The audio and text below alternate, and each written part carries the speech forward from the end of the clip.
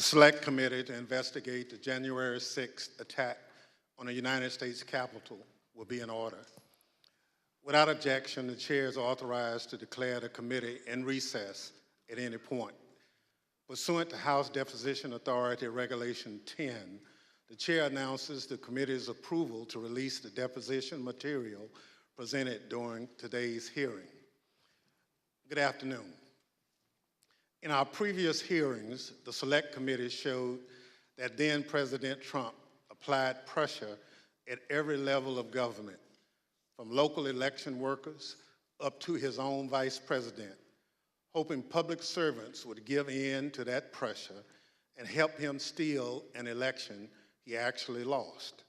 Today, we'll tell the story of how the pressure campaign also targeted the federal agency charged with enforcement of our laws, the Department of Justice. We have already covered part of Mr. Trump's effort. We heard from Attorney General Bill Barr tell the story and the committee about the baseless claims Mr. Trump wanted the Justice Department to investigate, and that Mr. Barr viewed those claims as nonsense. Today, we'll hear from Jeffrey Rosen, the person Mr. Trump appointed to run the Justice Department after Attorney General Barr resigned. We'll hear from other senior Justice Department officials also. Together, these public servants resisted Mr. Trump's effort to misuse the Justice Department as part of his plan to hold on to power. And we will show that Trump's demands that the department investigate baseless claims of election fraud continued into January 2021. But Donald Trump didn't just want the Justice Department to investigate. He wanted the Justice Department to help legitimize his lies, to basically call the election corrupt, to appoint a special counsel to investigate alleged election fraud, to send a letter to 6 state legislatures urging them to consider altering the election results. And when these and other efforts failed, Donald Trump sought to replace Mr. Rosen, the acting Attorney General, with a lawyer who he believed would inappropriately put the full weight of the Justice Department behind the effort to overturn the election. Let's think about what that means. Wherever you live in the United States, there's probably a local government executive, a mayor, or a county commissioner. There's also an official responsible for enforcing the laws, a district attorney or a local prosecutor. Imagine if your mayor lost a re-election bid, but instead of conceding the race, they picked up the phone, called the district attorney, and said, I want you to say this election was stolen. I want you to tell the Board of Elections not to certify the results. That's essentially what Donald Trump was trying to do with the election for President of the United States. It was a brazen attempt to use the Justice Department to advance the president's personal political agenda. Today, my colleague from Illinois, Mr. Kinzinger, and other witnesses will walk through the Select Committee's findings on these matters. But first, I recognize our distinguished Vice Chair, Ms. Cheney of Wyoming, for any opening statement she's cared to offer. Thank you very much, Mr. Chairman. At this point, our committee has just begun to show America the evidence that we have gathered. There is much more to come, both in our hearings and in our report. But I'd like to take just a moment to put everything we've seen in context. We have already seen how President Trump falsely declared victory on November 3rd, 2020, how he and his team launched a fraudulent media campaign that persuaded tens of millions of Americans that the election was stolen from him. Donald Trump intentionally ran false ads on television and social media, featuring allegations that his advisors and his Justice Department repeatedly told him were untrue. We have also seen how Donald Trump launched a fraudulent fundraising campaign that raised hundreds of millions of dollars again, based on those same false election fraud allegations. We have seen how President Trump and his allies corruptly attempted to pressure Vice President Pence to refuse to count lawful electoral votes and obstruct Congress's proceedings on January 6th, and how he provoked a violent mob to pursue the Vice President and others in our Capitol. We've seen how the President oversaw and personally participated in an effort in multiple states to vilify, threaten, and pressure election officials, and to use false allegations to pressure state legislators to change the outcome of the election. We've seen how President Trump worked with and directed the Republican National Committee and others to organize an effort to create fake electoral slates, and later to transmit those materially false documents to federal officials, again as part of his planning for January 6th. We have seen how President Trump persuaded tens of thousands of his supporters to travel to Washington, D.C. for January 6th. And we will see in far more detail how the President's rally and march to the Capitol were organized and choreographed. As you can tell, these efforts were not some minor or ad hoc enterprise concocted overnight. Each required planning and coordination. Some required significant funding. All of them were overseen by President Trump. And much more information will be presented soon regarding the President's statements and actions on January 6th. Today, as Chairman Thompson indicated, we turn to yet another element of the President's effort to overturn the 2020 election, this one involving the Department of Justice. A key focus of our hearing today will be a draft letter that our witnesses here today refused to sign.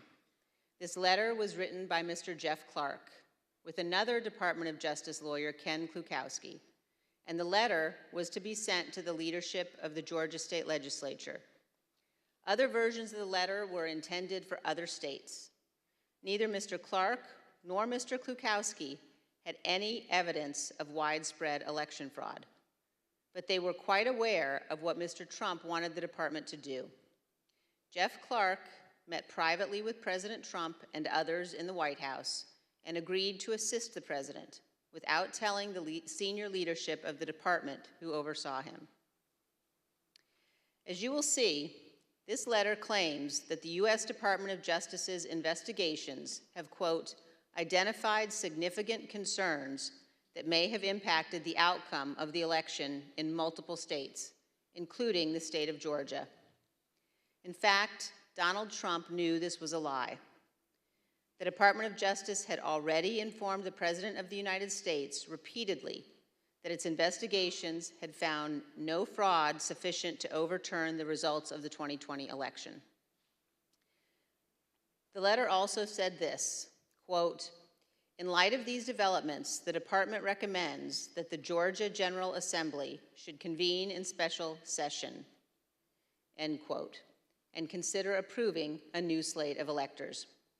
And it indicates that a separate, quote, fake slate of electors supporting Donald Trump has already been transmitted to Washington, D.C.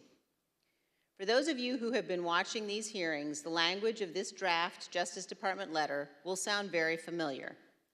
The text is similar to what we have seen from John Eastman and Rudy Giuliani, both of whom were coordinating with President Trump to overturn the 2020 election.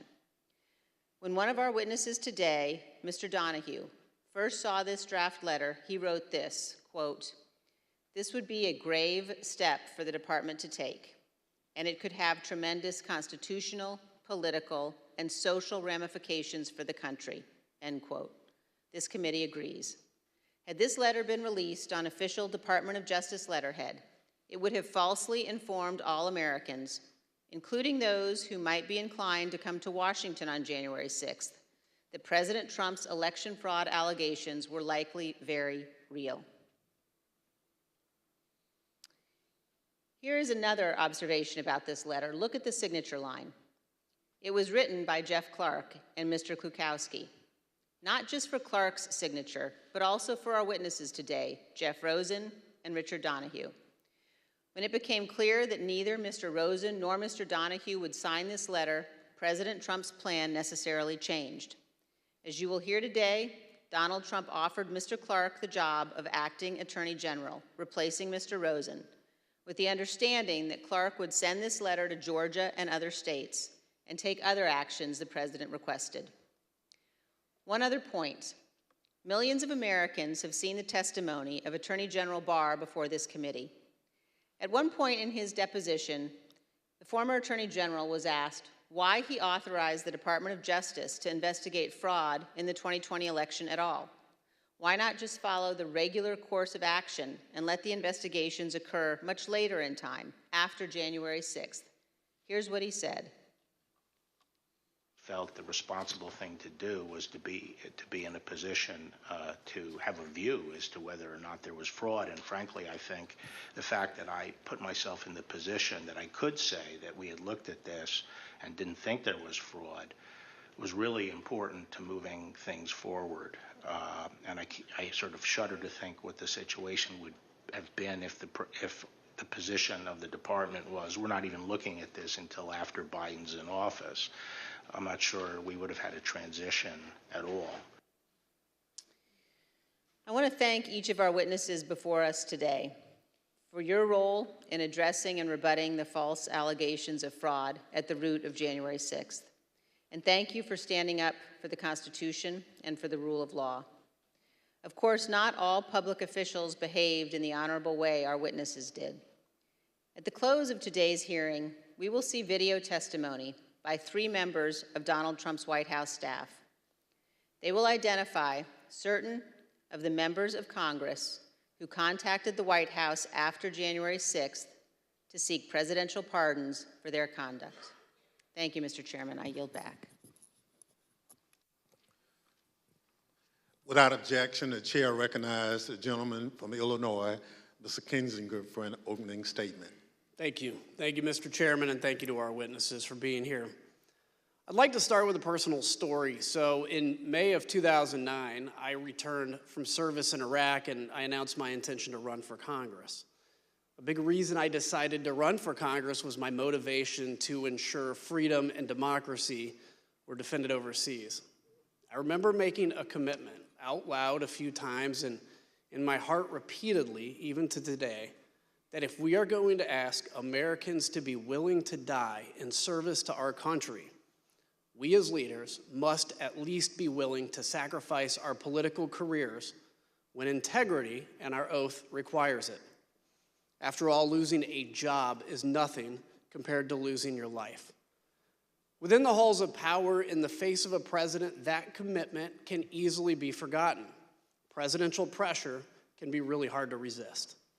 Today, we'll focus on a few officials who stood firm against President Trump's political pressure campaign. When the president tried to misuse the department and install a loyalist at its helm, these brave officials refused and threatened to resign. They were willing to sacrifice their careers for the good of our country. The Department of Justice is unique in the executive branch. The president oversees the Department of Justice, yet the president's personal or partisan interests must not shape or dictate the department's actions. The president cannot and must not use the department to serve his own personal interest, and he must not use its people to do his political bidding, especially when what he wants them to do is to subvert democracy. The president cannot pervert justice nor the law to maintain his power. Justice must, both in fact and law, be blind. That is critical to our whole system of self-governance. During this hearing, you'll hear time and time again about the president's request to investigate claims of widespread fraud.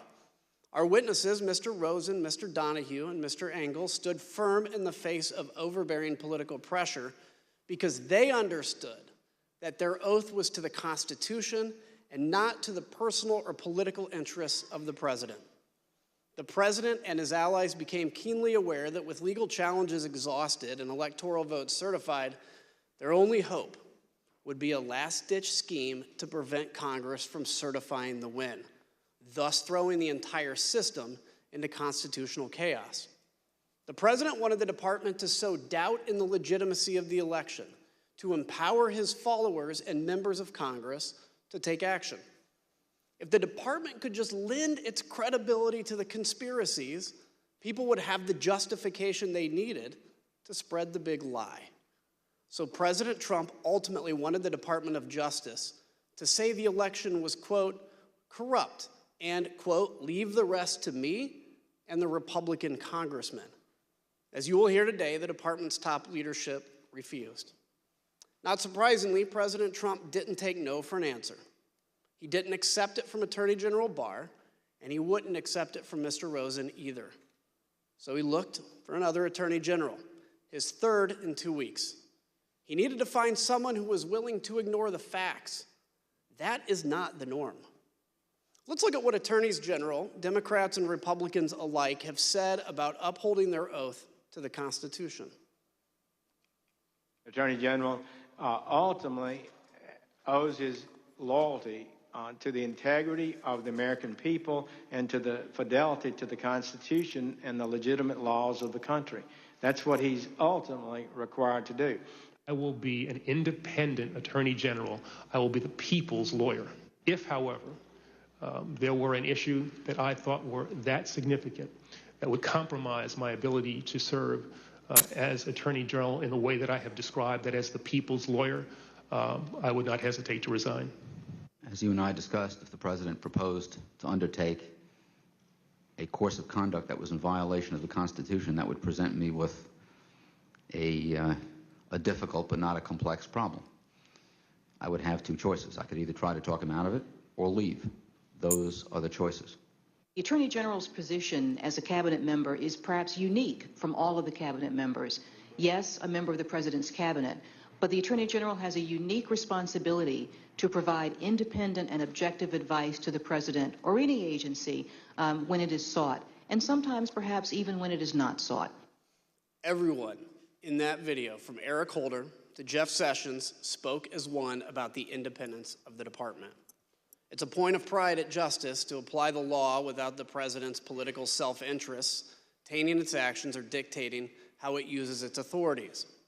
But President Trump did find one candidate at Justice who seemed willing to do anything to help him stay in power. Let's hear what President Trump's own lawyer, Eric Hirschman, had to say about Jeff Clark's plan to overturn the election. I'd like to advise viewers this video contains some strong language. And when he finished discussing what he planned on doing, I said, good fucking, a-hole. Congratulations, you just admitted a first step or act you take as Attorney General would be committing a felony and violating Rule 6C. You're clearly the right candidate for this job. So who's Jeff Clark? An environmental lawyer with no experience relevant to leading the entire Department of Justice. What was his only qualification?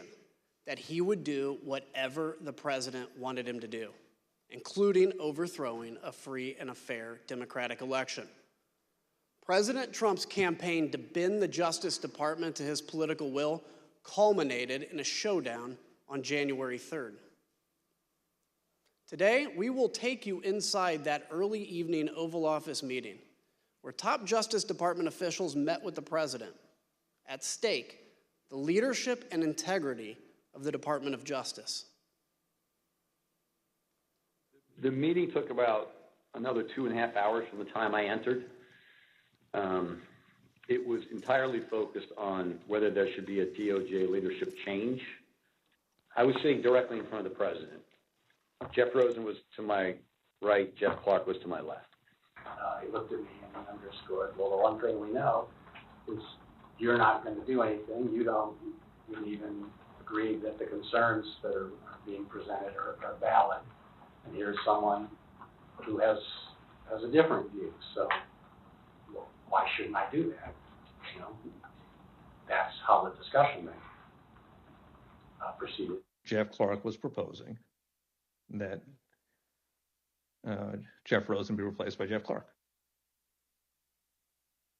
And I thought the proposal was asinine. What were Clark's purported bases for why it was in the president's interest for him to step in? What would he do? How would things change, according to Mr. Clark in the meeting? He repeatedly said to the president that if he was put in the seat, he would conduct real investigations that would, in his view, uncover widespread fraud. He would send out the letter that he had drafted, and that this was a last opportunity to sort of set things straight with this defective election, and that he could do it, and he had the intelligence and the will and the desire to pursue these matters in the way that the president thought most appropriate. And he was making a pitch, and every time he'd get clobbered over the head, he would say, like a call to order. The president, it's your decision. You get the chance to make this decision, and you've heard everybody, and you can make your determination. And then we jump back in, and really clobber him. I made the point that Jeff Clark is not even competent to serve as the Attorney General. He's never been a criminal attorney. He's never conducted a criminal investigation in his life. He's never been in front of a grand jury, much less a trial jury. And he kind of retorted by saying, well, I've done a lot of very complicated appeals and civil litigation, environmental litigation, and things like that. And I said, that's right, you're an environmental lawyer. How about you go back to your office and we'll call you when there's an oil spill. And Pat Cipollone weighed in at one point, I remember saying, that letter that this guy wants to send, that letter is a murder-suicide pact. It's going to damage everyone who touches it. And we should have nothing to do with that letter. I don't ever want to see that letter again. And so we went along those lines. I thought Jeff's proposal, Clark's proposal, was nuts. I mean, this guy said at a certain point, listen, the best I can tell is the only thing you know about environmental and elections challenges is they both start with E. And based on your answer tonight, I'm not even certain you know that. The president said, suppose I do this. Suppose I replace him, Jeff Rosen, with him, Jeff Clark. What do you do? Well, we know these men before us did the right thing. But think about what happens if these justice officials make a different decision. What happens if they bow to the pressure? What would that do to us as a democracy, as a nation? Imagine a future where the president could screen applicants to the Justice Department with one question. Are you loyal to me or to the Constitution? And it wouldn't take long to find people willing to pledge their loyalty to the man. We know many of President Trump's vocal supporters on January 6th also wanted the Justice Department to do whatever he asked, as long as it meant he could stay in power. They made sure Justice Department officials heard his message as they protested loudly in front of the department on their way to the Capitol on January 6th. Do your job! Do your job! Do your job! Do your job! Do your job! Live in D.C., we're marching to the Capitol. We are at the Department of Justice right now telling these cowards to do their job. We're going to take the Capitol.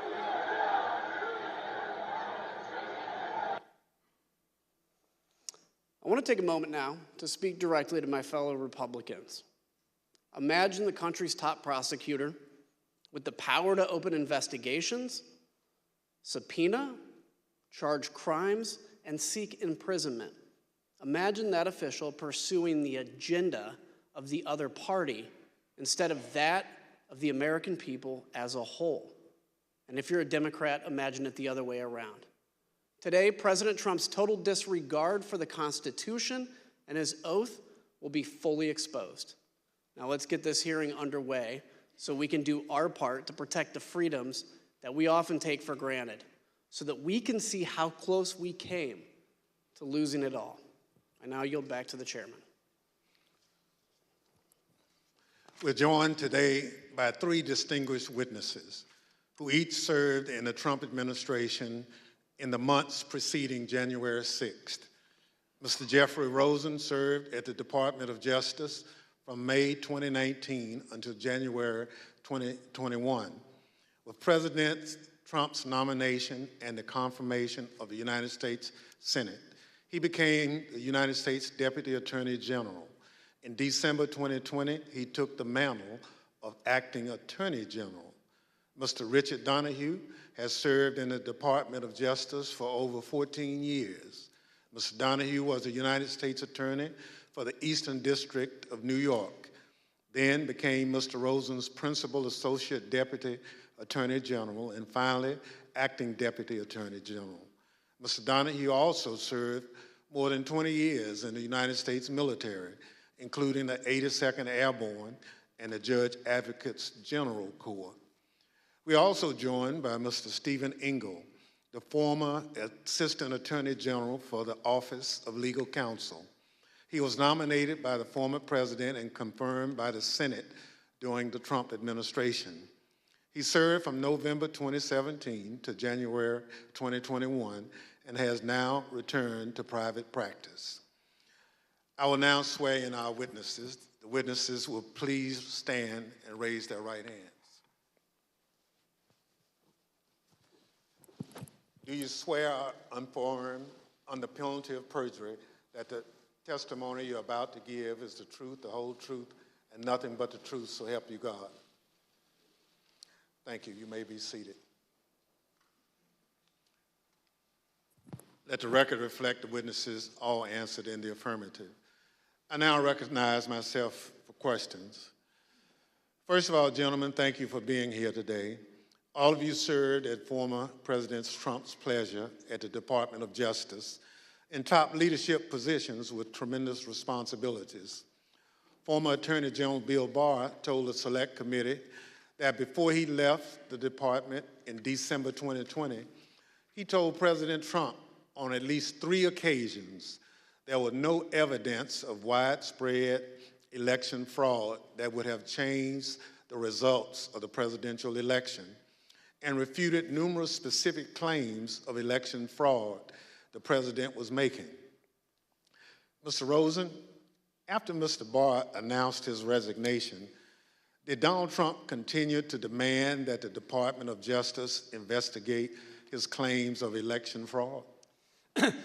Yes, he asserted that he thought the Justice Department had not done enough. Thank you. From the time you took over from Attorney General Barr until January 3rd, how often did President Trump contact you or the department to push allegations of election fraud? So between December 23rd and January 3rd, the president either called me or met with me virtually every day, with 1 or 2 exceptions like Christmas Day. And before that, because I had been announced that I would become the acting attorney general before the date I actually did, the president had asked that Rich Donahue and I go over and meet with him, I believe, on December 15th as well. So after you had some of these meetings and conversations with the president, what things did the president raise with you? So the common element of all of this was the president expressing his dissatisfaction that the Justice Department, in his view, had not done enough to investigate election fraud. But at different junctures, other topics came up at different intervals.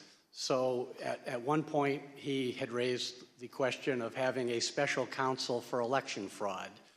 At a number of points, he raised requests that I meet with his campaign counsel, Mr. Giuliani. At one point, he raised the whether the Justice Department would file a lawsuit in the Supreme Court. At a couple of junctures, there were questions about making public statements or about holding a press conference. One of the later junctures was this issue of sending a letter to state legislatures in Georgia or other states. And so there were different things raised at different parts of, or different intervals, with the common theme being his dissatisfaction about what the Justice Department had done to investigate election fraud. I will say that the Justice Department declined all of those requests that I was just referencing, because We did not think that they were appropriate based on the facts and the law as we understood them. Thank you. So, Mr. Donahue, on December 15th, the day after Attorney General Barr announced his resignation, the President summoned you and Mr. Rosen to the White House. At this meeting with the President, what did he want to discuss? There were a number of topics of discussion that day, Mr. Chairman. Much of the conversation focused on a report that had been recently released relating to Antrim County in Michigan. I believe on December 13th, an organization called the Allied Security Group issued a report that alleged that the Dominion voting machines in that county had a 68% error rate. The report was widely covered in the media. We were aware of it. We obtained a copy of it on the 14th of December, the day prior. We circulated to the U.S. attorneys in Michigan for their awareness, and we had a number of discussions internally, but the conversation with the President on that day, the 15th, was largely focused on that. And he was essentially saying, have you seen this report? He was adamant that the report must be accurate, that it proved that the election was defective, that he in fact won the election, and the department should be using that report to basically tell the American people that the results were not trustworthy. And he went on to other theories as well, but the bulk of that conversation on December 15th focused on Antrim County, Michigan, and the ASOG report. Thank you. Mr. Engel, we know that Attorney General Barr announced on December 1st, 2020, that the Department of Justice had found no evidence of widespread fraud that could have changed the outcome of the election. So from December 1st, 2020 until today, as you sit here, have you ever doubted that top-line conclusion? No, I've never had any reason to doubt Attorney General Barr's conclusion. Thank you. Pursuant to Section 5C8 of House Resolution 503, the chair now recognizes the gentleman from Illinois, Mr. Kinzinger, for questions. Thank you, Mr. Chairman. In the weeks leading to January 6th, the Department of Justice was fielding almost daily requests from the President to investigate claims of election fraud. Each claim was refuted time and time again, an effort Attorney General Barr described as whack-a-mole. When each of the President's efforts failed, he resorted to installing a new Attorney General to say the election was illegal and corrupt, simply so he could stay in power. President Trump started leaning on the Justice Department the first chance he got. On November 29th, his first television interview after the election. Where is the DOJ and the FBI in all of this, Mr. President? You have laid out some serious charges here. Shouldn't this be something that the FBI is investigating? Are they? Missing in action. Is the DOJ investigating? Missing in action. Can't tell you where they are. Republican congressmen echoed the President just 2 days later. They wrote a letter to Attorney General Barr laying into the Justice Department for a, quote, shocking lack of action in investigating the claims of election fraud. That same day, Attorney General Barr stated publicly that President Trump's claims had no merit. Ignoring the top law enforcement officer in the country, Republican congressmen amplified the stolen election message to the American public. Let's listen. And so there's widespread evidence of fraud because people haven't done their jobs. Durham and Barr will deserve a big notation in history when it's written of the rise and fall of the United States if they don't clean up this mess, clean up the fraud, do your jobs, and save this little experiment in self-government. Again, I join my colleagues in calling on Attorney General Barr to immediately let us know what he's doing. We're already working on challenging the certified electors. And now what about the courts? How pathetic are the courts? January 6th, I'm joining with the fighters in the Congress, and we are going to object to electors from states that didn't run clean elections. democracy is left undefended if we accept the result of a stolen election without fighting with every bit of vigor we can muster. The ultimate date of significance is January 6th. This is how the process works. The ultimate arbiter here, the ultimate check and balance is the United States Congress. And when something is done in an unconstitutional fashion, which happened in several of these states, we have a duty to step forward and have this debate and have this vote on the 6th of January. Today is the day American patriots start taking down names and kicking ass. Mr. Donahue, on December 27th, you had a 90-minute conversation with the president where he raised false claim after false claim with you and Mr. Rosen. How did you respond to what you called a, quote, stream of allegations? The December 27th conversation was, in my mind, an escalation of the earlier conversations. As the former acting AG indicated, there were a lot of communications that preceded that. As we got later in the month of December, the president's entreaties became more urgent. He became more adamant that we weren't doing our job. We need to step up and do our job. And he had this arsenal of allegations that he wanted to rely on. And so I felt in that conversation that was incumbent on me to make it very clear to the president what our investigations had revealed, and that we had concluded, based on actual investigations, actual witness interviews, actual reviews of documents, that these allegations simply had no merit. And I wanted to try to cut through the noise, because it was clear to us that there were a lot of people whispering in his ear, feeding him these conspiracy theories and allegations. And I felt that being very blunt in that conversation might help make it clear to the president that these allegations were simply not true. And so as he went through them in what for me was a 90-minute conversation or so, and what for the former acting AG was a 2-hour conversation, as the president went through them, I went piece by piece to say, no, that's false, that is not true, and to correct him really in a serial fashion as he moved from one theory to another. Can you give me an example of one or two of those theories? So one that was very clear at that point was the Antrim County, the ASOG report that I mentioned earlier. The Allied Security Operations Group released this report that's at 68% error rate. There was, in fact, in Antrim County, a hand recount.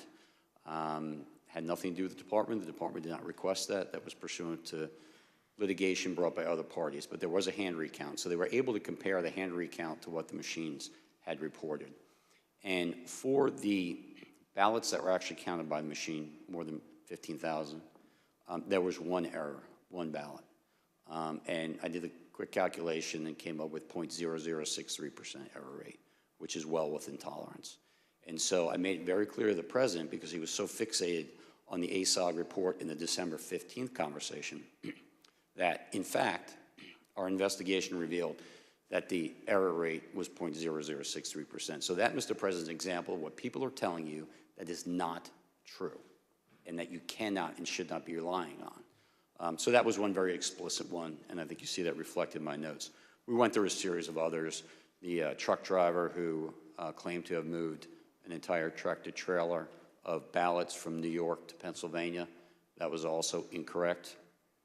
We did an investigation where the FBI interviewed witnesses at the front end and the back end of that trailer's transit from New York to Pennsylvania. We looked at loading manifests. We interviewed witnesses, including, of course, the driver, and we knew it wasn't true. Whether the driver believed it or not was never clear to me, but it was just not true. So that was another one that I tried to educate the president on. There were a series of others, mostly in swing states. Of course, he wanted to talk a great deal about Georgia, the State Farm Arena video, which he believed, for various reasons, was, as he said it, fraud staring you right in the face. Were any of the allegations he brought up found credible? Did you find any of them credible? No. So during this conversation, did you take handwritten notes directly quoting the president? I did, and to make it clear, Attorney General Rosen called me on my government cell phone, said he'd been on the phone with the president for some time. The president had a lot of these allegations. I was better versed in what the department had done just because I had closer contact with the investigations, and The AG asked me to get on the call. Of course, I agreed. And I began taking notes only because at the outset the president made an allegation I had not heard. I had heard many of these things. I knew many of them were investigated. But when the president, at least when I came to the conversation, when he began speaking, he brought up an allegation I was completely unaware of. And of course that concerned us. So I simply reached out and grabbed a notepad off my wife's nightstand and a pen, and I started jotting it down. That had to do with an allegation that more than 200,000 votes were certified in the state of Pennsylvania that were not actually cast. Sometimes the president would say it was 205, sometimes he would say it was 250, but I'd not heard this before, and I wanted to get the allegation down clearly so that we could look into it if appropriate, and that's why I started taking those notes, and then as the conversation continued, I just continued to take the notes. Let's take a look at the notes, if we could right now. As we can see on the screen, you actually quote President Trump asking, "Where's DOJ?" just like we heard him say in his first television interview. How did you respond to that? So both the acting AG and I tried to explain to the president on this occasion and on several other occasions that the Justice Department has a very important, very specific, but very limited role in these elections. States run their elections. We are not quality control for the states. We are obviously interested in and have a mission that relates to criminal conduct in relation to federal elections. We also have related civil rights responsibilities, so we do have an important role. But the bottom line was if a state ran their election in such a way that it was defective, that is to the state or Congress to correct. It is not for the Justice Department to step in. And I certainly understood the president as a layman, not understanding why the Justice Department didn't have at least a civil role to step in and bring suit on behalf of the American people. We tried to explain that to him. The American people do not constitute the client for the United States Justice Department. The one and only client of the United States Justice Department is the United States government.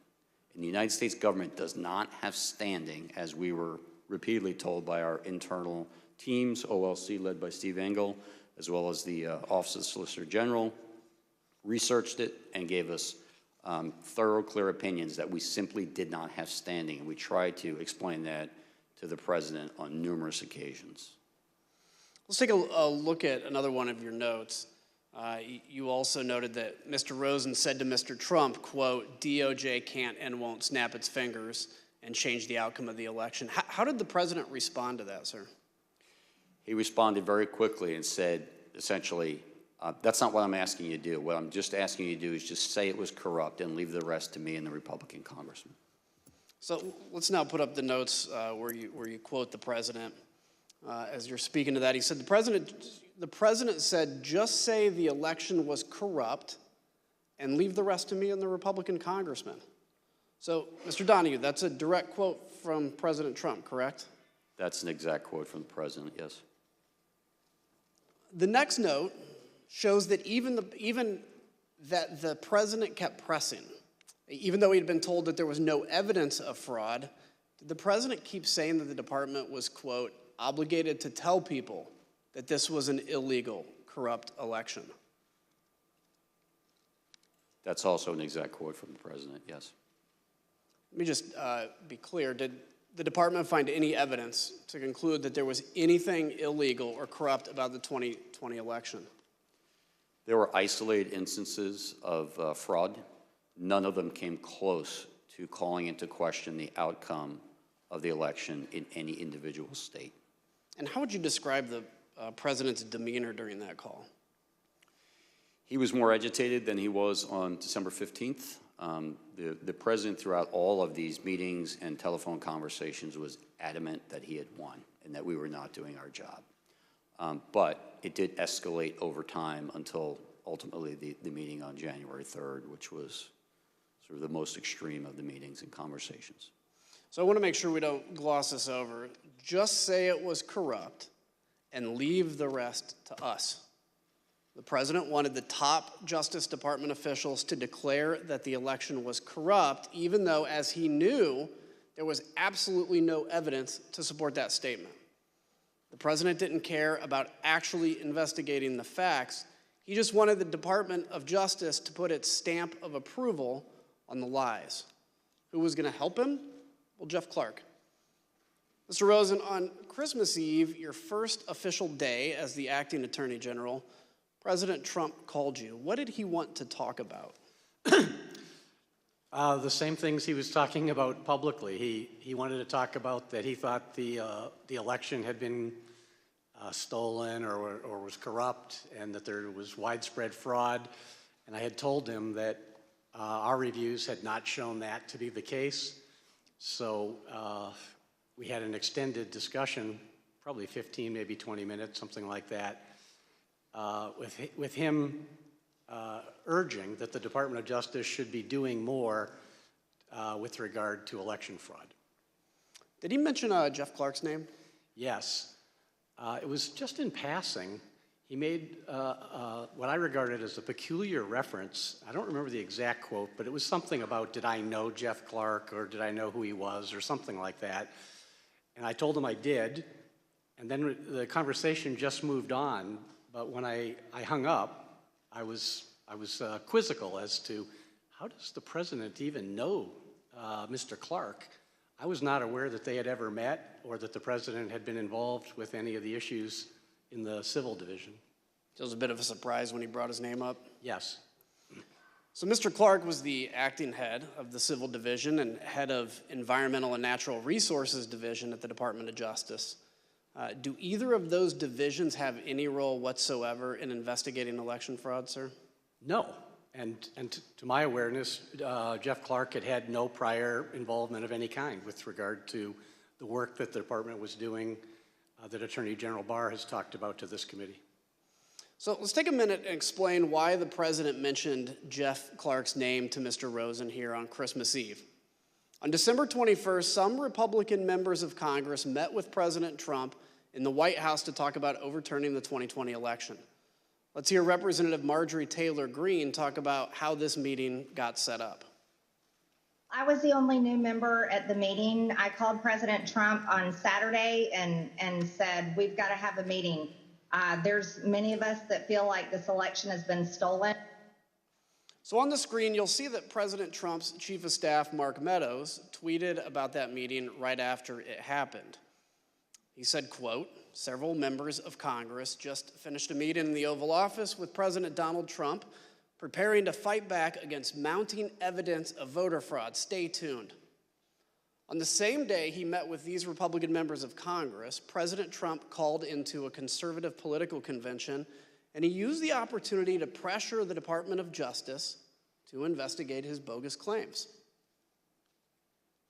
The problem is we need a party that's going to fight, and we have some great congressmen and women that are doing it, and we have some great fighters, but we won this in a landslide. They know it, and we need backing from, like, the Justice Department, and other people have to finally step up.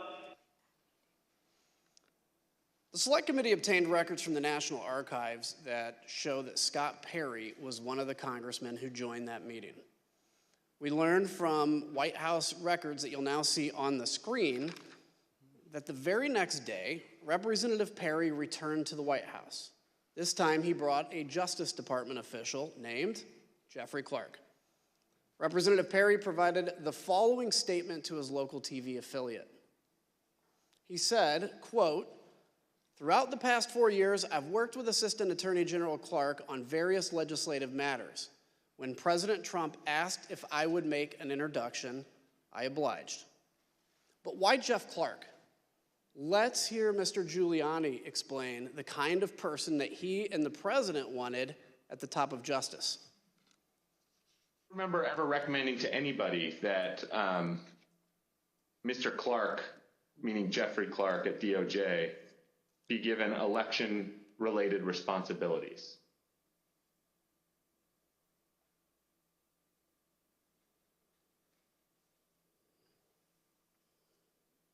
You mean beyond the president? Correct.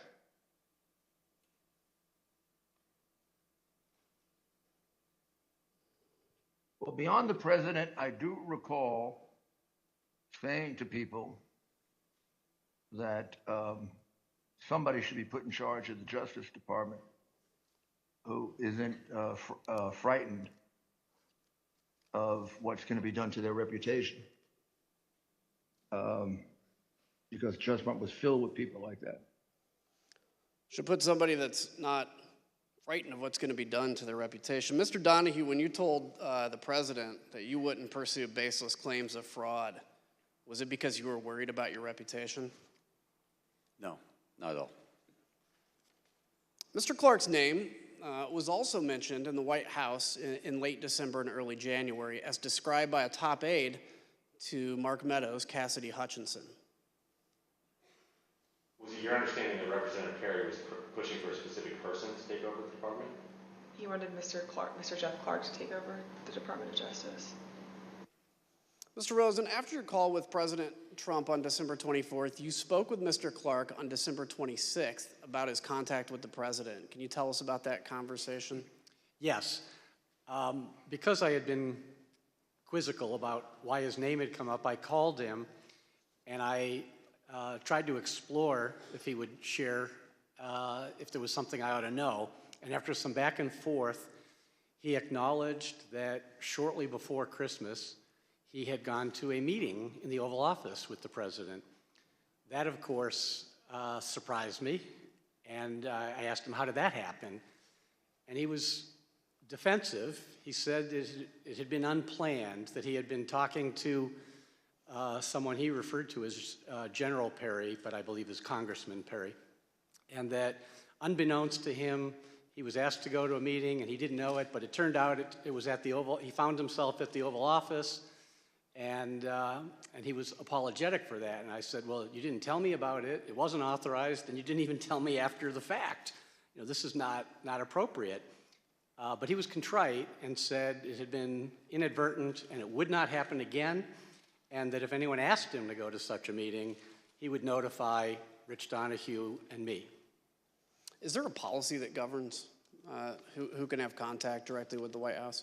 Yes. So across many administrations for a long period of time, there's a policy that, particularly with regard to criminal investigations, restricts at both the White House end and the Justice Department end those more sensitive issues to the highest ranks. So for criminal matters, the policy for a long time has been that only the Attorney General and the Deputy Attorney General from the DOJ side can have conversations about criminal matters with the White House, or the Attorney General and the Deputy Attorney General can authorize someone for a specific item with their permission, but the idea is to make sure that the top rung of the Justice Department knows about it and is in the thing to control it and make sure only appropriate things are done. Mr. Ringo, from your perspective, why is it important to have a policy like Mr. Rosen just discussed?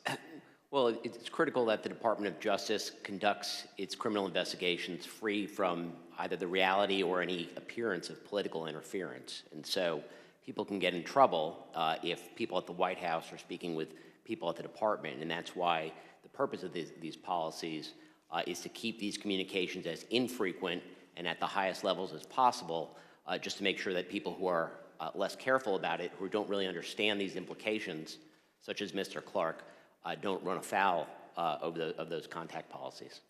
Thank you. So the Select Committee conducted an informal interview with the White House counsel, Pat Cipollone, and his deputy, Pat Philbin, about their contact with Mr. Clark, though neither has yet agreed to sit for transcribed and videotaped interviews.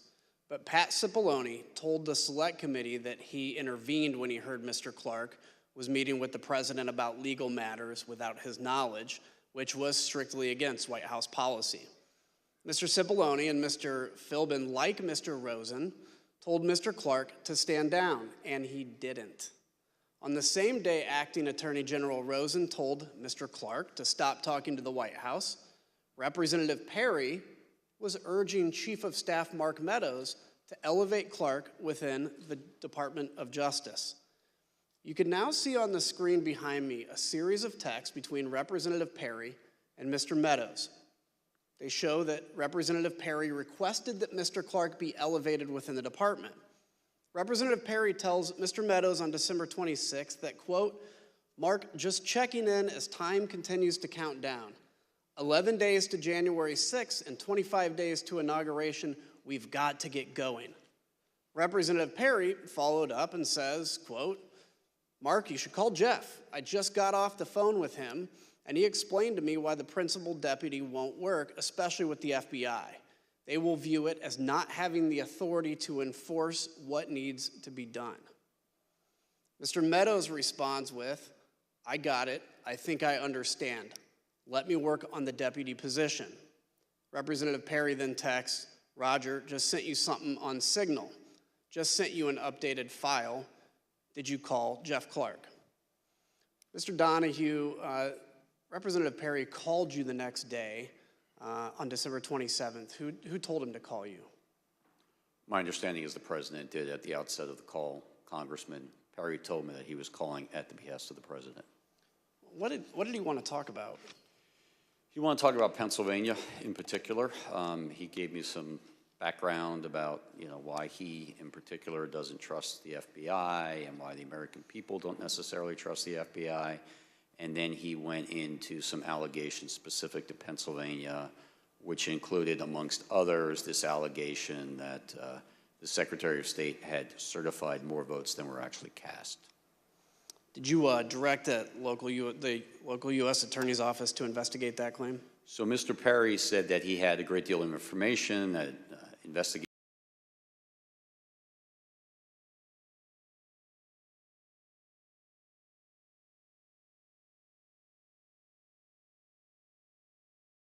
And I certainly think that inside the context of what's going on. And I was en route from New York to Washington. I got it. I looked at it on my iPhone. Obviously, I couldn't read the whole thing in transit like that. But I looked at it to get a feel for what it was, and then I forwarded it to the United States Attorney for the Western District of Pennsylvania. Did they get back to you? What did they conclude? Scott Brady looked at it. He was the Western District of Pennsylvania U.S. Attorney. Took him a couple days, but he got back in relatively short order with a pretty clear explanation for why there was no foundation for concern. The Secretary of State had not certified more votes than were actually cast. The difference between the 5.25 that was actually certified by the Secretary of State and the 5 million that was on a public-facing website was that the information on the website was incomplete because 4 counties had not uploaded their data. So no credibility to that. There was claim. 0 to that, right. During that call, did Scott Perry mention Mr. Clark, and what did he say about him, if so? He did. He mentioned Mr. Clark. He said something to the effect of, I think Jeff Clark is great, and I think he's the kind of guy who could get in there and do something about this stuff. And this was coming on the heels of the president having mentioned Mr. Clark in the afternoon call earlier that day. I'd like to yield to the gentlewoman from Wyoming, Vice Chair Cheney. Thank you very much, Mr. Kinzinger. I thank the gentleman for yielding. As we discussed earlier, at the center of Mr. Clark's plan to undo President Trump's election loss was a letter. Mr. Donahue, on December 28th, Mr. Clark emailed you and Mr. Rosen a draft letter that he wanted you to sign and send to Georgia state officials. You testified that this could have, quote, grave constitutional consequences. Mr. Donahue, can you tell us what you meant by that? Well, I had to read both the email and the attached letter twice to make sure I really understood what he was proposing because it was so extreme to me. I had a hard time getting my head around it initially. But I read it and I did understand it for what he intended, and I had to sit down and sort of compose what I thought was an appropriate response. I actually initially went next door to the acting AG's office, but he was not there. We were both on that email.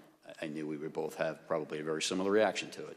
He was not in his office, so I returned to my office and I sat down to draft a response because I thought it was very important to give a prompt response rejecting this out of hand.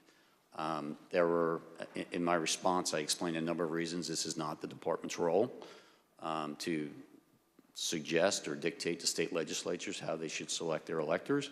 But more importantly, this was not based on fact. This was actually contrary to the facts as developed by department investigations over the last several weeks and months. So I responded to that, and for the department to insert itself into the political process this way, I think would have had grave consequences for the country. It may very well have spiraled us into a constitutional crisis, and I wanted to make sure that he understood the gravity of the situation because he didn't seem to really appreciate it. And what was Mr. Clark's reaction when you sent this email to him? He didn't respond directly to the email, but we met shortly after that. After I sent the email, the acting AG returned. I went to his office. He had just read it. He had a very similar reaction to me. He was exasperated, and he told me that he had told one of his administrative assistants to get Jeff Clark up here. We want to talk to him face-to-face about this. And so the three of us then had a meeting, probably around 1800 that night, in the Deputy Attorney General's conference room. And one of the things that you said to Mr. Clark is, quote, what you are doing is nothing less than the United States Justice Department meddling in the outcome of a presidential election. And I assume you conveyed that to him as well in your meeting that evening? Yes, in those very words. It was a very contentious meeting, but yes, that was said amongst other things. And despite this contentious meeting and your strong reaction to the letter, did Mr. Clark continue to push his concept in the coming days? He did, yes. We had subsequent meetings and conversations. The acting AG probably had more contact with him than I did, but between the 28th and the 2nd, when we had another in-person meeting, he clearly continued to move down this path. He began calling witnesses and apparently conducting investigations of his own.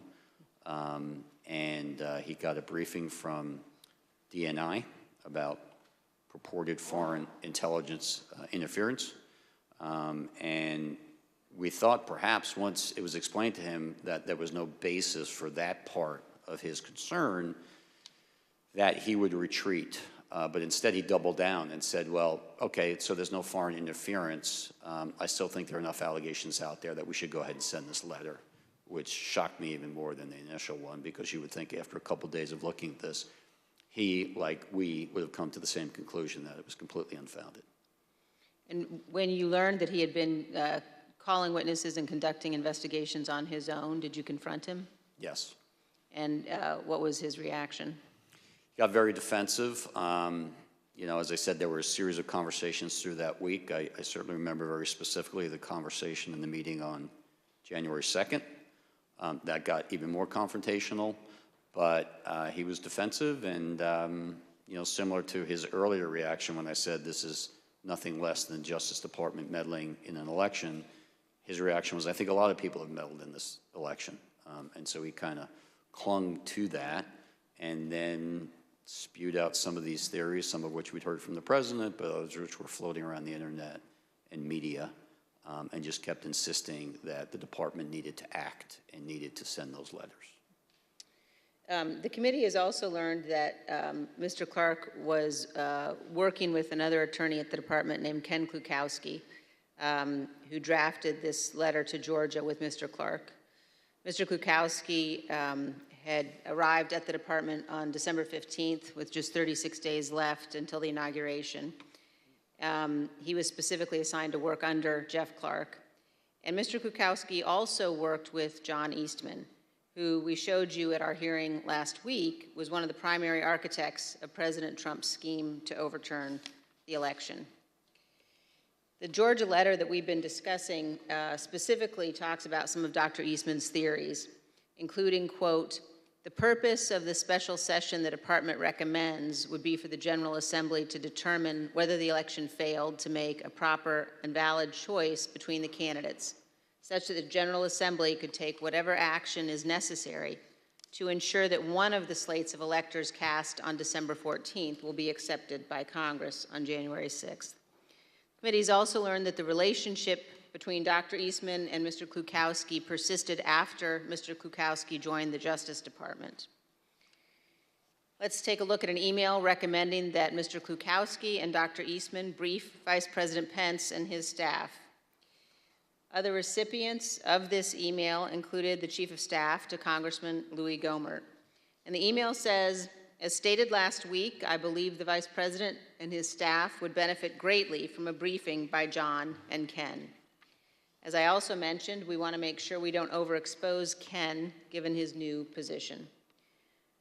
This email suggests that Mr. Klukowski was simultaneously working with Jeffrey Clark to draft the proposed letter to Georgia officials to overturn their certified election, and working with Dr. Eastman to help pressure the Vice President to overturn the election. I want to thank all of our witnesses for being here today and for answering our questions about this letter and other issues. We asked Mr. Clark some of the same questions that we've asked you, and here's how he answered. Did you discuss this draft letter to Georgia officials with the President of the United States? Fifth, and executive privilege, again, just restated for the abundance of caution. Okay, if you look again at the draft letter, in the first paragraph, second sentence says, the department will update you as we are able on investigatory progress, but at this time we have identified significant concerns that may have impacted the outcome of the election in multiple states, including the state of Georgia. Isn't that, in fact, contrary to what Attorney General Barr had said on December 1st, 2020? Fifth. Mr. Chairman, I yield back. Mr. Chairman, I reserve. Pursuant to the order of the committee of today, the chair declares the committee in recess for a period of approximately 10 minutes.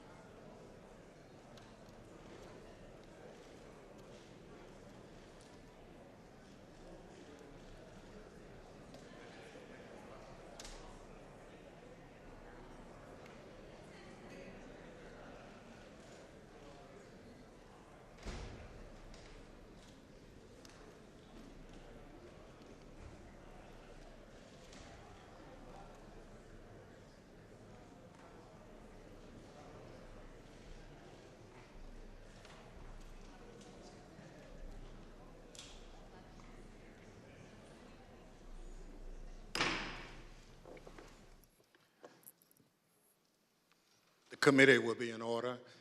The chair recognizes the gentleman from Illinois. Thank you, Mr. Chairman.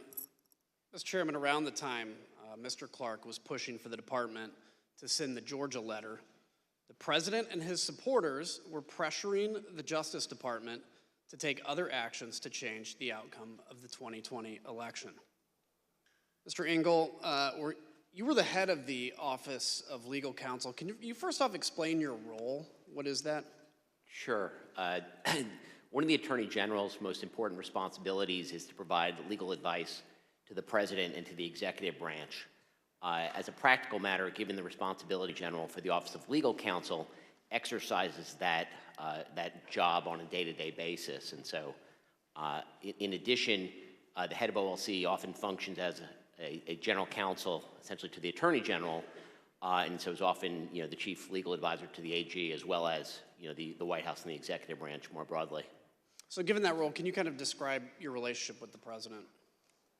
Well, in connection with my role at OLC, over the course of my tenure there were a number of instances in which folks at the White House would seek to bring me in to provide legal advice to the president, sometimes discussing the legal options that could be pursued among various to reach various policy objectives, sometimes to advise the president that a course of action that they had been discussing was not legally available. So I want to ask you about two things the president asked you and the department to do. The first is reflected in this email that we're going to put on the screen. The president sent a draft lawsuit to be filed by the department in the Supreme Court. He wanted you, Mr. Rosen, and Mr. Cipollone specifically to review it. You and the department opposed filing it. We see on the screen here that the talking points that you actually drafted on that. So you stated that there is no legal basis to bring this lawsuit. Anyone who thinks otherwise simply doesn't know the law, much less the Supreme Court. Why was this the department's position? Well, I mean, I think that the memo sort of speaks to this, but essentially this was a draft lawsuit that apparently was prepared by people outside the department. It would be styled as brought by the United States and by the acting Solicitor General as an original jurisdiction matter in the Supreme Court. It was a meritless lawsuit that was not something that the department could or would bring. Somebody obviously prepared it, handed it to the president, and he forwarded it on for our review. But that memo explains why the Department of Justice, as Mr. Donahue said earlier, doesn't have any standing to bring such a lawsuit. The lawsuit would have been untimely.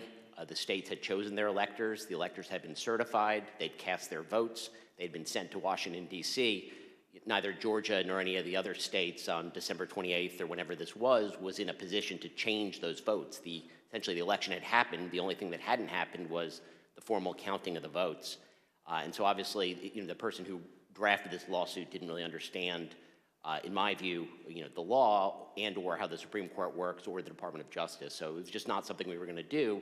And the acting Attorney General asked me to prepare a memo with talking points so that he could explain our reasons when he spoke with the president about this. So would you say it was an unusual request? It was certainly you said the request that the department file a lawsuit from drafted by outside lawyers was certainly an unusual request. There was another issue you were asked to look into. In mid-December, did the White House ask Attorney General Barr to consider whether a special counsel could be appointed to look into election fraud issues? Yes. I mean, I think the president was probably vocal at the time that he believed that special counsel was something that should be considered to look into election fraud, and there is a specific, request where the Attorney General sought my legal advice in the middle of December. And what was your conclusion? What conclusion did you reach? So this request was whether the Attorney General could appoint as a special counsel a state Attorney General to conduct an investigation.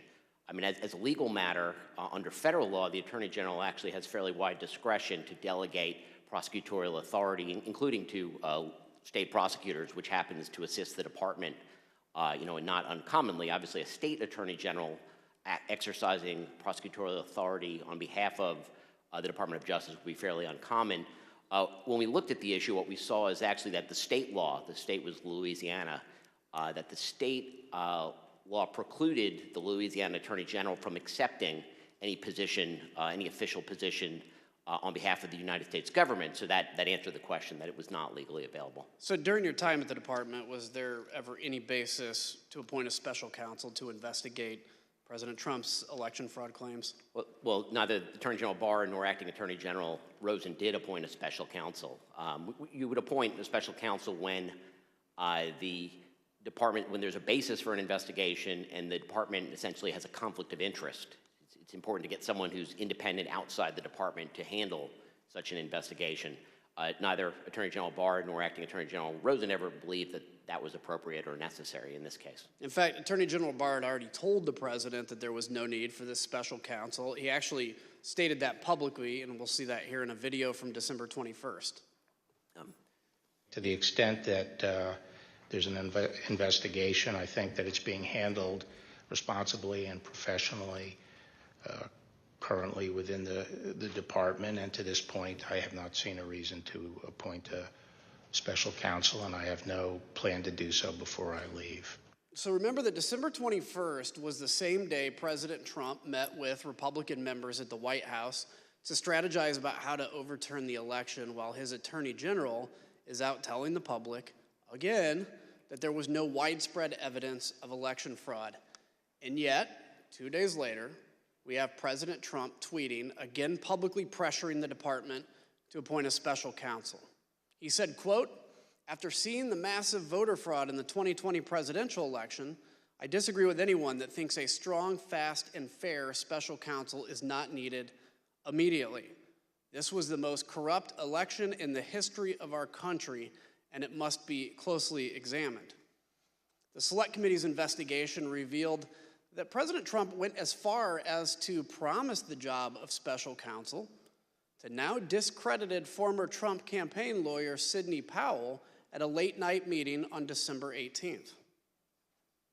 I know on Friday he had asked me to be special counsel to address the election issues and to collect evidence, and he was extremely frustrated with the lack of, I would call it, law enforcement by any of the government agencies that are supposed to act to protect the rule of law in our republic. So let's think here, what would a special counsel do? With only days to go until election certification, it wasn't to investigate anything. An investigation led by a special counsel would just create an illusion of legitimacy and provide fake cover for those who would want to object, including those who stormed the Capitol on January 6th. All of President Trump's plans for the Justice Department were being rebuffed by Mr. Rosen, Mr. Donahue, Mr. Engel, and others. The president became desperate entering into the new year with January 6th fast approaching. President Trump rushed back early from Mar-a-Lago on December 31st and called an emergency meeting with the department's leadership. Here's Mr. Donahue describing the last-minute meeting held at the White House on New Year's Eve. The president was a little more agitated than he had been on the meeting, in the meeting on the 15th. He discussed a variety of election matters. He did say, this sounds like the kind of thing that would warrant appointment of a special counsel. There was a point at which the president said something about, why don't you guys seize machines? Mr. Rosen, the president asked you to seize voting machines from state governments. What was your response to that request? We had seen nothing improper with regard to the voting machines, and I told them that the real experts at that had been at DHS, and they had briefed us that they had looked at it and that there was nothing wrong with the voting machines. And so that was not something that was appropriate to do. So there would be no factual basis to seize machines. Mr. Donahue, I don't think there was legal authority either. Yeah, Mr. Donahue, can you explain what the president did after he was told that the Justice Department would not seize voting machines? The president was very agitated by the acting attorney general's response, and to the extent that machines and the technology was being discussed, the acting Attorney General said that the DHS, Department of Homeland Security, has expertise in machines and certifying them and making sure that the states are operating them properly. And since DHS had been mentioned, the president yelled out to his secretary, "Get Ken Cuccinelli on the phone." And she did in very short order. Mr. Cuccinelli was on the phone. He was the number 2 at DHS at the time. I was on the speakerphone, and the president essentially said, "Ken, I'm sitting here with the acting attorney general. He just told me it's your job to seize machines, and you're not doing your job." And Mr. Cuccinelli responded. Mr. Rosa, did you ever tell the president that the Department of Homeland Security could seize voting machines? No, certainly not. Mr. Donahue, during this meeting, did the president tell you that he would remove you and Mr. Rosen because you weren't declaring there was election fraud? Toward the end of the meeting, the president, again, was getting very agitated, and he said, "People tell me I should just get rid of both of you. I should just remove you and make a change in the leadership, put Jeff Clark in, maybe something will finally get done." And I responded, as I think I had earlier in the December 27th call, "Mr. President, you should have the leadership that you want, but understand, the United States Justice Department functions on facts, evidence, and law, and those are not going to change. So you can have whatever leadership you want, but the department's position is not going to change." The president's White House counsel, Pat Cipollone, was also present. Do you remember what his position was? Pat was very supportive.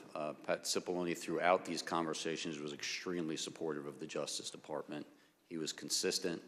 I think he had an impossible job at that point, but he did it well, and he always sided with the Justice Department in these discussions. So let's pause for a second. It's New Year's Eve. President Trump is talking about seizing voting machines and making the same demands that had already been shot down by former Attorney General Barr on at least 3 occasions, and by Mr. Rosen and Mr. Donahue on multiple other occasions. Claim after claim knocked down, but the president didn't care. The next day, Chief of Staff Mark Meadows sent a flurry of emails to you, Mr. Rosen, asking that the department look into a new set of allegations. We're going to put those emails here on the screen. Here we see 3 requests made on January 1st. One email is a request from Mr. Meadows to you, Mr. Rosen, to send Jeff Clark to Fulton County. What did you do with this request? Well, really nothing. Certainly didn't send Mr. Clark to Fulton County, but that email was the first corroboration I had seen of Mr. Clark had told me at that point that the president was considering making the change by Monday, January 4th. So Mr. Meadows' email was something of a corroboration that there were discussions going on that I had not been informed about by Mr. Clark or anybody else. Interesting. The second request that you have is to have the Department of Justice lawyers investigate allegations of fraud related to New Mexico. Mr. Rosen, did you have concern about these emails? Yes.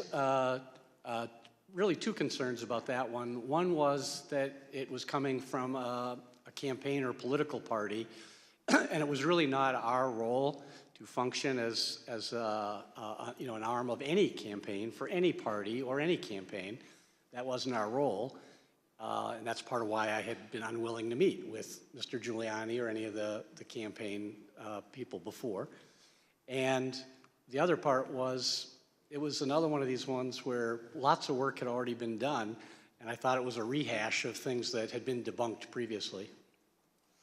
So the final email here included a completely baseless conspiracy theory that an Italian defense contractor uploaded software to a satellite that switched votes from Trump to Biden.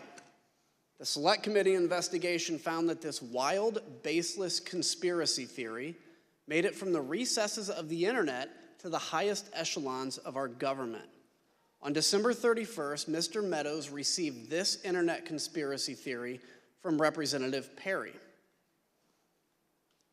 On the screen now is the text that Representative Perry sent to Mr. Meadows, copying a YouTube link with the message, quote, "Why can't we just work with the Italian government?" The next day, the president's chief of staff sent the YouTube link to Mr. Rosen, who forwarded it to Mr. Donahue. Mr. Donahue, did you watch this video? I did, Congressman. How long was the video? Approximately 20 minutes. Let's just take a look at an excerpt of that video, if we may.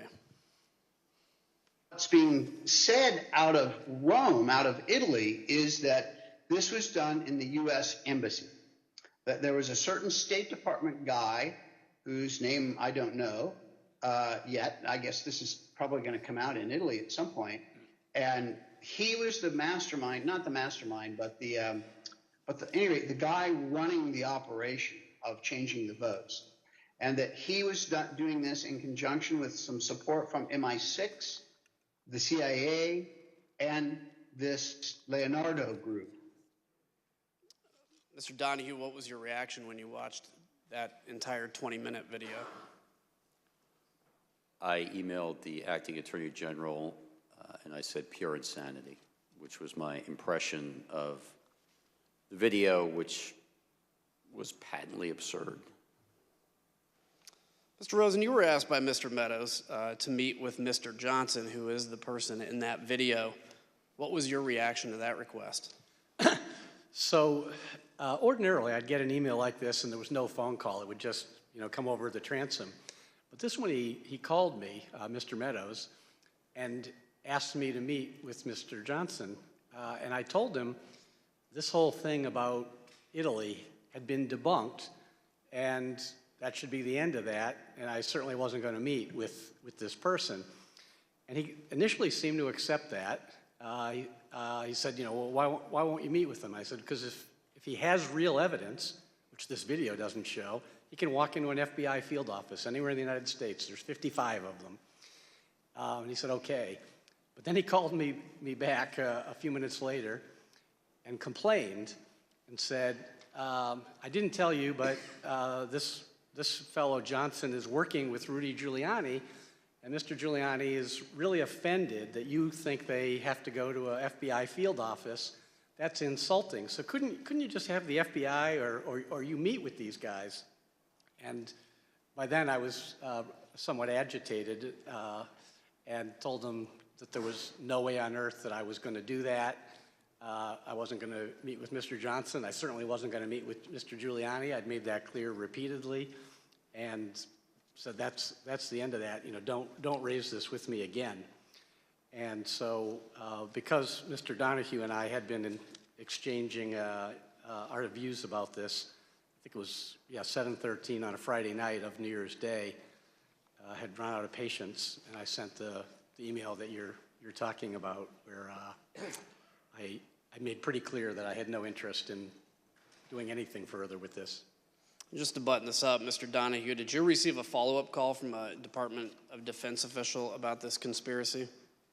I did. I believe it was that same day. Can you give details on that at all?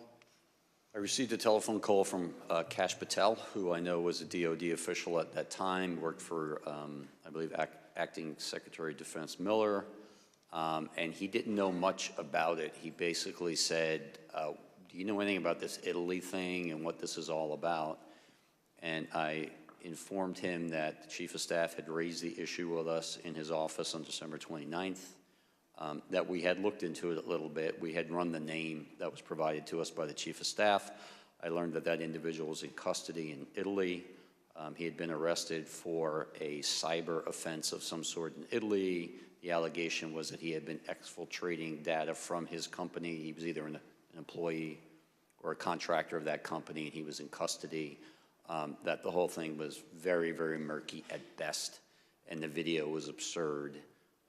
But that we the department, were not going to have anything to do with it, and DOD should make up its own mind as to what they're going to do. But I made it clear to him that I didn't think it was anything worth pursuing. She called the video absurd, and despite the absurdity of that conspiracy theory, we learned that Mr. Meadows discussed it frequently in the White House. And Mr. Meadows didn't let the matter go. The request went from the Department of Justice to the Secretary of Defense, Christopher Miller. As you'll hear, Secretary Miller actually reached out to a high-ranking official based in Italy to follow up on this claim. The ask for him was, can you call out the defense attaché Rome and find out what the heck's going on, because I'm getting all these weird, crazy reports, and probably the guy on the ground knows more than anything. The Select Committee confirmed that a call was actually placed by Secretary Miller to the attaché in Italy to investigate the claim that Italian satellites were switching votes from Trump to Biden. This is one of the best examples of the lengths to which President Trump would go to stay in power, scouring the internet to support his conspiracy theories shown here, as he told Mr. Donahue in that December 27th call, quote, "You guys may not be following the internet the way I do."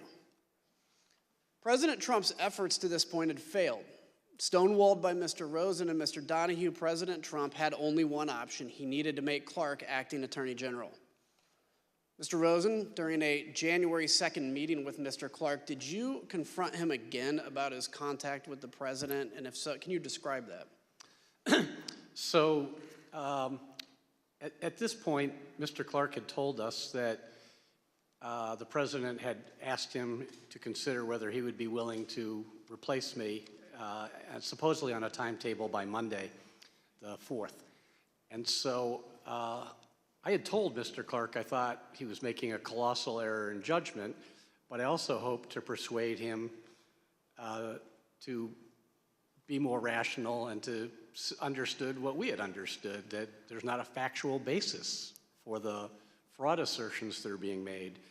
So at this meeting, Mr. Donahue and I met with Mr. Clark, and I guess my hopes were disappointed in that Mr. Clark continued to express the view that he thought there was fraud, even though he had not been a participant in the department's review of that, and that he was dissatisfied that we knew what we were doing. So, but he had acknowledged that he had had further, I don't know if it was meeting or phone calls or what, but further discussion with the president, despite having, a week earlier said that if he wouldn't do that, and if he did, if he got an invitation to do that, he would let Rich Donahue or me know. So it was a contentious meeting where we were chastising him that he was insubordinate, he was out of line, he had not honored his own representations of what he would do, and he raised again that he thought that letter should go out, and we were not receptive to that. Did he tell you in that the president had offered him the job of acting Attorney General? That was a day later. On the 2nd, he said that the president had asked him to let him know if he'd be willing to take it. Subsequently, he told me that on Sunday the 3rd, he told me that the timeline had moved up and that the president had offered him the job and that he was accepting it. Well, let's ask about that. What was your reaction to that? Well, on the one hand, I wasn't going to accept being fired by my subordinate, so I wanted to talk to the president directly. With regard to the reason for that is I wanted to try to convince the president not to go down the wrong path that Mr. Clark seemed to be advocating. And it wasn't about me. There's only 17 days left in the administration at that point. I would have been perfectly content to have either of the gentlemen on my left or right replace me if anybody wanted to do that. But I did not want for the Department of Justice to be put in a posture where it would be doing things that were not consistent with the truth, were not consistent with its own appropriate role, or were not consistent with the Constitution. So I did 4 things as soon as Mr. Clark left my office on that Sunday, the 3rd. Number 1, I called Mark Meadows and said I need to see the president right away. And he was agreeable and set up a meeting for 6:15 that Sunday, so about 2 hours away. 2, I called Pat Cipollone, the White House counsel, told him what was going on, and he said he would go into the White House to make sure he was at the meeting and he would be supporting the Justice Department's position as he had been doing consistently. 3, I called Steve Engel, who was, I was at the department, it was a Sunday, but there had been some reasons I needed to be there. Mr. Engel, I called at home and asked him if he would come in and go to the meeting, which he did. It proved to be quite helpful. And then number 4, I asked Rich Donahue and Pat Hovakimian, who had previously been my chief of staff, to get the department's senior leadership on a call and let them know what was going on, and which they did. And then Eric Hirschman called me to tell me that he was going to go to the meeting and that he would be supporting the Department of Justice position as well. So I knew that the meeting was on course and that I would have a number of people supportive of the Department of Justice's approach and not supportive of Mr. Clark's approach. Did Mr. Clark ask you to continue to stay at the department? At that Sunday meeting, when he told me that he would be replacing me, he said that he had asked to see me alone, because usually he had met with me and Mr. Donahue, because he thought it would be appropriate in light of what was happening to at least offer me that I could stay on as his deputy. I thought that was preposterous. I told him that was nonsensical and that there's no universe where I was going to do that, to stay on and support someone else doing things that were not consistent with what I thought should be done. So I didn't accept that offer, if I can put it that way. And during that meeting, did Mr. Clark ask you to sign the Georgia letter? That was on the Saturday meeting, January 2nd, that Mr. Donahue and I had with him. He again raised with both of us that he wanted us to, both to sign that letter, actually. So in that meeting, did Mr. Clark say he would turn down the president's offer if you reversed your position and signed the letter? Yes. Did Mr. Clark, so you still refused to sign and send that letter, I take it? That's right. I think Mr. Donahue and I were both very consistent that there was no way we were going to sign that letter, and it didn't matter what Mr. Clark's proposition was in terms of his own activities. We were not going to sign that letter as long as we were in charge of the Justice Department. Thank you for that, by the way. Mr. Donahue, were you expecting to have to attend a meeting at the White House on Sunday, January 3rd? No.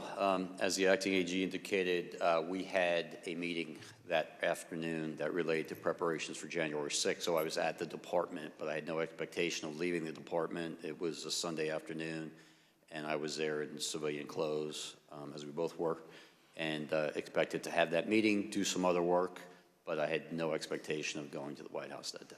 So let's ask, so prior to that Oval Office meeting, did you set up a conference call with senior leadership at the department? And if so, tell us about that call. Yes, so obviously it was a bit of a scramble that afternoon to prepare for the Oval Office meeting.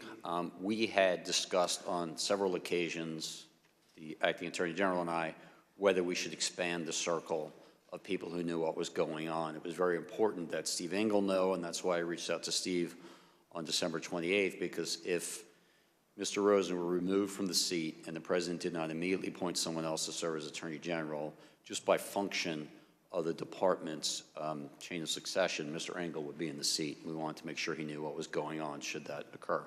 So the three of us knew. We also brought Pat Hovakimian in, so the four of us knew.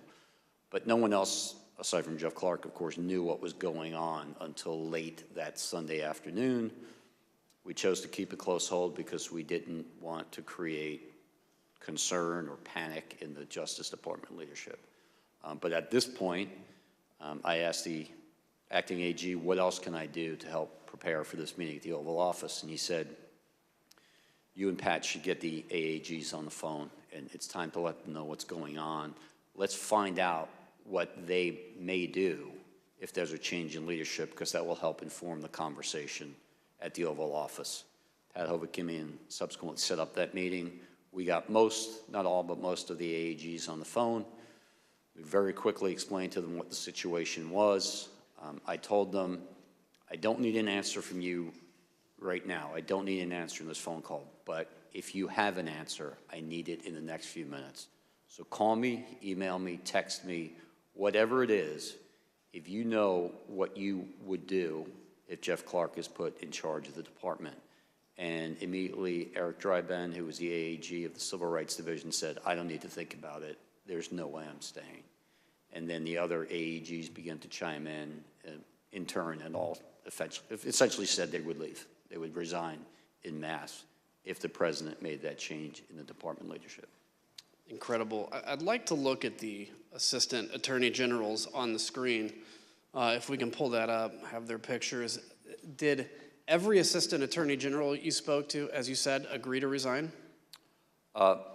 Macon Delrahim was not on the call only because we had some difficulty reaching him. But yes, the other people on the screen were on the call, and all, without hesitation, said that they would resign.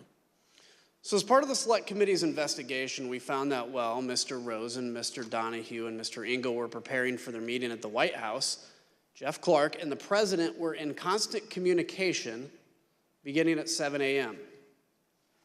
White House call logs obtained by the committee show that by 4:19 p.m. on January 3rd, the White House had already begun referring to Mr. Clark as the acting attorney general.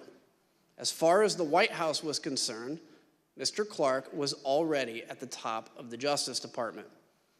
2 hours later, DOJ leadership arrived at the White House. The Select Committee interviewed every person who was inside the room during this Sunday evening Oval Office meeting. Mr. Cipollone told the committee that he was, quote, unmistakably angry during the meeting, and that he, along with Eric Hirschman and Mr. Donahue, quote, forcefully challenged Mr. Clark to produce evidence of his election fraud theories. Mr. Rosen, can you describe how that meeting started? Yes. So after some preliminaries, so Mr. Meadows had ushered us all in, and then he left. So Mr. Cipollone did some introductions and things. So after some preliminaries, the president turned to me and he said, well, one thing we know is you, Rosen, you aren't going to do anything. You don't even agree with the claims of election fraud. And this other guy at least might do something. And then I said, well, Mr. President, you're right that I'm not going to allow the Justice Department to do anything to try to overturn the election. That's true. But the reason for that is because that's what's consistent with the facts and the law, and that's what's required under the Constitution. So that's the right answer and a good thing for the country, and therefore I submit it's the right thing for you, Mr. President. And that kicked off another 2 hours of discussion in which everyone in the room was in one way or another making different points, but supportive of my approach for the Justice Department and critical of Mr. Clark. So at some point, Mr. Donahue comes in the room. Can you explain what led to him coming in the room? Oh, I forgot about that. So initially, in part, I think because he was underdressed, we had not arranged, we had not yet told the president that he was going to come in. The White House had a list of who would be there. That did include Mr. Engel and the White House counsel and the Deputy White House counsel, Mr. Hirschman. We went in, and then we told the president, maybe 10 minutes into the meeting or something, I forget how far in, that Mr. Donahue was outside, and he said, well, bring him in. And then Mr. Donahue came in and joined the meeting. So, Mr. Donahue, you enter that room. Can you set the scene for us and describe the tone you walked into? Yes, but if I could just back up one moment, Congressman, because you put the pictures up on the screen of the AAGs. I just want to make clear, one of the AAGs who was not on the screen was John Demers. John was the National Security Division AAG. John was on the call, but I prefaced the call by saying, John, we need you to stay in place. National security is too important. We need to minimize the disruption. Whether you resign is entirely up to you, obviously, and we'll respect your decision either way, but I'm asking you, please stay in place. And he did, so I don't want to leave the impression that he was not willing to resign, because I think he was. Thank you for that. So with regard to entering the Oval Office, I was sitting in the hallway. An administrative assistant passed by. She asked me, are you supposed to be in this meeting with the president? I said, no. I'm simply here in case questions come up that other people don't have the answer to. And she walked away and then came back probably 30 seconds later and said, the president wants you in the meeting. I proceeded into the Oval Office. I took probably 2 or 3 steps in, and I stopped because I was, as the AG said, not exactly properly attired. I was wearing jeans and muddy boots and an Army t-shirt, and I never would arrive in the Oval Office this way. I said, Mr. President, I apologize, I'm sorry. I didn't know I was going to be here. And he said, no, no, no, just come in, come in, come in. And so I went in, I attempted to take a seat on one of the couches that are behind the chairs arrayed in front of the president's desk. And he said, oh, no, no, no, you're going to be up here. And everyone kind of laughed. And they moved the chairs a little bit. Someone from the White House counsel's office picked up a spare chair and put it directly in front of the president, and I took that seat. Was there discussion about Mr. Clark? Can you kind of enlighten some of what that discussion was?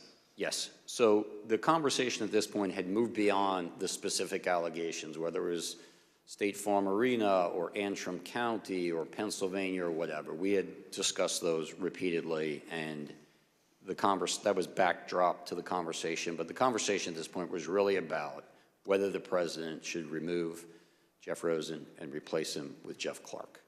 And everyone in the room, I think, understood that that meant that letter would go out. So that was the focus. It was about a 2.5-hour meeting after I entered, and so there were discussions about the pros and cons of doing that. Early on, the president said, what do I have to lose? And it was actually a good opening because I said, Mr. President, you have a great deal to lose. And I began to explain to him what he had to lose, and what the country had to lose, and what the department had to lose. And this was not in anyone's best interest. That conversation went on for some time. Everyone essentially chimed in with their own thoughts, all of which were consistent about how